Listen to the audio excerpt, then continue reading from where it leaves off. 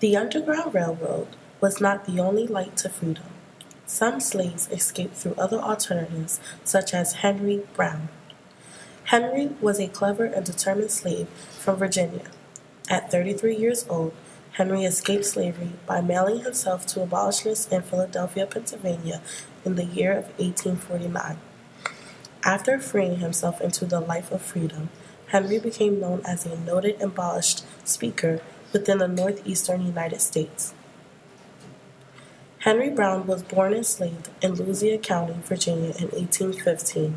At the age of 15, Henry was sent off to Richmond, Virginia to start working in a tobacco factory. In the year of 1848, Henry was already married to his wife Nancy and had 3 children with one on the way. Nancy and the 3 children and one expected lived on a plantation adjacent to the plantation that Henry lived on. One day, Henry received the worst news possible. His wife and children were to be sold to a plantation in North Carolina. During slavery, family was the first and most important things to slaves. To be separated was tragic. Some families of slavery never saw their loved ones again in life. Henry mourned over the loss of his family for months. This tragic event persuaded Henry to put together a creative plan to escape from slavery and to the promised lands of freedom.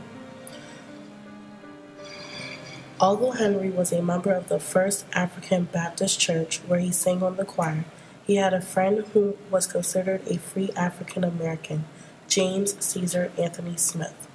James knew a white sympathizer by the name of Samuel Alexander Smith, who reached out to help Henry with his escape. With Henry's faith in God, he believed that God would guide him through his journey.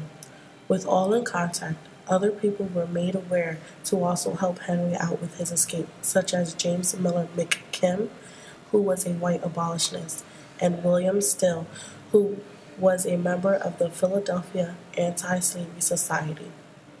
Altogether, they worked really hard to help Henry escape with his plan, which he wanted to be shipped by rail from Richmond, Virginia to Philadelphia, Pennsylvania in a box. Over time, the plan had come to a completion. On March 23, 1849, Alexander Smith shipped Henry in a box by Adams Express Company. The box was 3 feet long by 2 feet and 8 inches deep and 2 feet wide.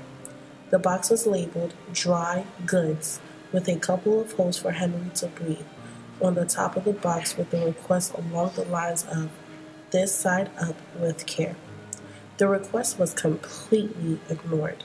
With Henry, he carried a bladder of water and a couple of biscuits.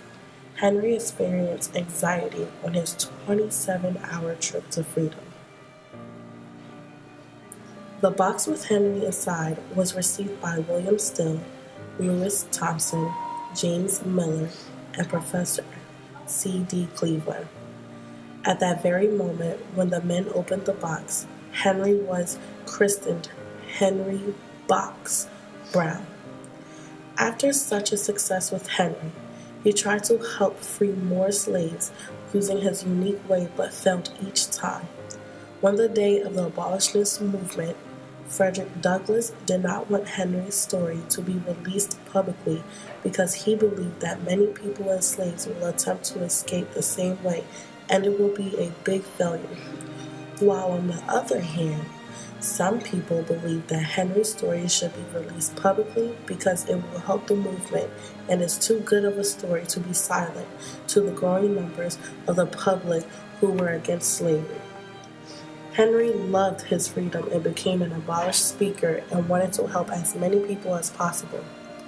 In the year of 1850, the Fugitive Slave Act became implemented. With this act being in place, it made it very hard for Henry to stay within the states, so he sailed out to England and practiced being an abolished there and to continue his mission in October of 1850. Not for long did Henry receive backlash and criticized for not trying hard to free his own family out of slavery. He soon left the abolished circuit and went into the English show business for 25 years. Henry remarried in the year of 1859 and had another daughter by the name of Anne in the year of 1875. He then returned back to the northeastern region of the United States, bringing his wife and daughter. Pursuing his life as a magician, Henry put on shows across the states by shoving himself back into his original box.